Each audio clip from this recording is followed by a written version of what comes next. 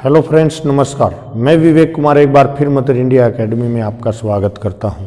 आज हम हिंदी व्याकरण के अंदर चैप्टर उपसर्ग करेंगे। भाई उपसर्ग होता क्या है? सबसे पहले देखिए, मैं बताता हूं आपको। जो शब्द होते हैं उसका निर्माण चार प्रकार से होता है। भाई कितने प्रकार से होता है? चार प्रकार से। नंबर एक, संधि। संधि दो वर्णों से मिलकर जब नया शब्द बनता है और उसके अंदर जो विकार उत्पन्न होता है उसको हम क्या कहते हैं? संधि कहते हैं। टॉपिक आपका ऑलरेडी हो चुका है। समास अभी पेंडिंग है भाई आपका। तो समास क्या होता है? इसके अंदर विभक्ति का लोप हो जाता है या कारक के जो चिन्ह होते हैं उनका क्या हो जाता है? लोप हो जाता है भाई। ठीक है। इसके बाद है उपसर्ग, जो आज का टॉपिक रहेगा। उपसर्ग शब्द के शुरू में लगकर परिवर्तन, जो अर्थ आता है उसके अंदर परिवर्तन कर देते हैं। शब्द के शुरू में लगने वाले जो अक्षर होते हैं वो क्या होते हैं? उपसर्ग कहलाते हैं। और इससे क्या होता है? उसका जो अर्थ होता है ना, उसमें क्या है? परिवर्तन आ जाता है, जो भी शब्द या शब्दांश लगे उसके कारण। जैसे आ प्लस गमन। गमन का मतलब होता है जाना, और इकट्ठा शब्द बन गया आगमन। आगमन का मतलब क्या हो गया? आना। तो इसका जो अर्थ था ना, जो इसका मीनिंग था, वो क्या हो गया? चेंज हो गया। ठीक है। तो चेंज होना जरूरी है भाई। उपसर्ग लगने के बाद उसका जो अर्थ है वो चेंज होना जरूरी है। तो इसके लिए विशेषता क्या है हमारी? देखिए भाई, भाषा जो है ना, अब हम इतने प्रकार से शब्द बनाते हैं, इसका कारण क्या है? भाषा प्रवाहमयी, ये प्रवाहमयी नदी की तरह से है भाई, बहती हुई नदी की तरह से है, जो छोटी छोटी धाराओं से मिलकर बनी है। तो हमारी जो भाषा है ना, बहुत सुंदर है। उसको और भी मतलब प्रभावशाली बनाने के लिए अलग अलग प्रकार की चीजों का प्रयोग किया गया, जैसे शब्दों का निर्माण है, ठीक है, या और भी अलग अलग चीजें हैं। तो इसलिए मतलब इनका प्रयोग किया जाता है। तो आज हम उपसर्ग के बारे में जानकारी प्राप्त करते हैं। उपसर्ग मुख्य तौर पर तीन प्रकार के प्रयोग होते हैं हिंदी में। नंबर एक संस्कृत के, नंबर दो हिंदी के, नंबर तीन अरबी फारसी के। ठीक है। संस्कृत के अंदर 22 उपसर्ग बताए गए हैं। मैंने इसका एक एक एग्जाम्पल लिया है, बाकी आप जैसे किसी भी किताब से इनको रीड कर सकते हैं। तो 22 के अंदर, और इनके मीनिंग भी मैंने एक एक लिए, हो सकता है एक आध के दो भी होते हो। तो पर का मतलब क्या होता है? अधिक। इसका शब्द बनेगा परहार। ठीक है। हार जाना, और पर लग गया परहार, किसी के ऊपर आपने प्रहार कर दिया, मीनिंग बदल रहा है। इसी प्रकार से परा का मीनिंग होता है उल्टा, यानी पराजय। अप का मतलब होता है बुरा, यानी अपमान। इससे ये बन रहा है, ये इसका मीनिंग है। डायरेक्ट रूप से एग्जाम में पूछा जाता है। सम का मतलब है साथ। संस्कृति, पीछे, अनुसार, बुरा, अवगुण, रहित, निश्चित, बिना, निरपराध, बुरा, दुस्साहस, कठिन, दुर्बल, भिन्न, यानी विवाद, तक, आजीवन,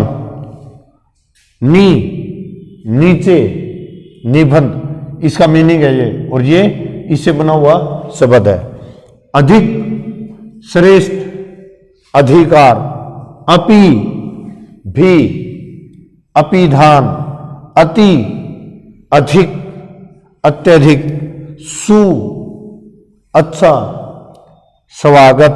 तो देखिए और ये आपने सुना होगा, संधि में भी आ जाता सु प्लस आगत, स्वागत। तो आगत आना, और सु जुड़ गया तो स्वागत, इज्जत करना। श्रेष्ठ, उत्तम, सामने, अभिनय, प्रति, हर एक, प्रत्येक, प्रति प्लस एक, प्रत्येक, चारों ओर, पर्यावरण, पास, उपदेश। ये तो थे भाई हमारे किस चीज के? संस्कृत के 22। इसके बाद हिंदी के 13। हिंदी में कितने प्रयोग होते हैं? 13। ए का मीनिंग है नहीं, अचेत, चेत जिसको मतलब चेत है, अचेत हो गया भाई। ठीक है। तो मीनिंग चेंज हो रहा है। बिना, अनपढ़, पढ़ाई के बिना। आधा, यानी अध पका, जो पूरा नहीं पका है। कु बुरा, कुपुत्र, पुत्र होता है पुत्र यानी बेटा, और कुपुत्र जो अच्छा पुत्र ना हो। उन एक कम 19, औ बुरा अवगुण, नि विपरीत निकम्मा, से 7 सपूत, बिन बिना बिन खाया, भर भरा हुआ भरपूर, 4 चौराहा, 3 तिमाही, 2 दुगुना। फिर है अरबी फारसी के भाई। अरबी फारसी के अंदर दर में यानी दरकिनार, कम थोड़ा कमजोर, ला नहीं, तो इसका मतलब ये कम से थोड़ा कमजोर, ला नहीं लाइलाज, बे के साथ बखूबी, बे बिना बेनाम, हर इसका मीनिंग है सब, और ये हो जाएगा हर हाल, बद बुरा, बदतमीज, खुश अच्छा, खुश नसीब, गैर नहीं गैर कानूनी। और इसके बाद ये जो है मोस्ट इंपॉर्टेंट है, मैक्सिमम टाइम एग्जाम के अंदर क्वेश्चन पूछा ही पूछा जाता है, वैसे तो हर जगह से पूछा जा सकता है, इनका मीनिंग भी पूछा जाता है, किस भाषा के ये पूछे जाते हैं, लेकिन यहाँ से 100% क्वेश्चन बनता है। ये 2 उपसर्ग वाले वाक्य जैसे क्वेश्चन में आ जाता है कि इनमें से कौन सा ऐसा अक्षर है, कौन सा ऐसा शब्द है जिसके अंदर 2 उपसर्ग प्रयोग किए गए, जैसे ए प्लस नी प्लस यंत्रित, अनियंत्रित, अति प्लस आ प्लस 4 अत्याचार। ये कई बार अति प्लस आचार से भी बन जाता है, ये ए प्लस नियंत्रित से भी अनियंत्रित होता है, कहीं आप यूं सोचो, ठीक है, ए प्लस नियंत्रित भी मिल सकता है आपको, अति प्लस आचार भी मिल सकता है, लेकिन जब विशेष जिक्र आए ना 2 किसके अंदर है, तो फिर आप इस प्रकार से ब्रेक करके देख सकते हैं। वी प्लस आ प्लस करण व्याकरण, निर प्लस अभी प्लस मान निर्भिमान, प्री प्लस आ प्लस ये वर्ण पर्यावरण, सत प्लस चित्त प्लस आनंद सची दानंद। इस प्रकार से ये हमारा उपसर्ग टॉपिक था, तो इसको 1-2 बार किसी बुक से आप ट्राई करें, रीड करके देखें, तो ये आपका मतलब प्रॉपर तरीके से मतलब हो जाएगा।